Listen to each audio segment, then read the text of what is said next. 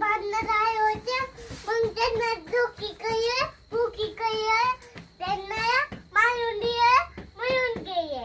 मित्रांनो, इराण आणि अमेरिकेमध्ये जे युद्ध सुरू आहे त्यामुळं महाराष्ट्रासह पूर्ण देशामध्ये गॅसची टंचाई काही प्रमाणात भासू लागलेली आहे आणि त्याचा परिणाम आमच्या घरीसुद्धा आपण पाहू शकता.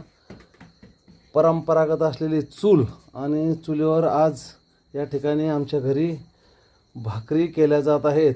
त्याचप्रमाणे त्यासाठी लागणारी भाजीसुद्धा त्यात विशेष काही नाही, पण या गॅसच्या जमान्यामध्ये आपण पाहू शकता ही चुलीवर आमच्या घरी आज भाकरी झालेली आहे. म्हणजे अनेक दिवसानंतर कोणत्या ना कोणत्या कारणाने चुलीवरची भाकरी खायला मिळालेली आहे. पण ग्रह खाते डोळ्यामध्ये धूर गेल्यामुळे त्रस्त आहे. चला, मिळाली एकदा आजची भाकरी.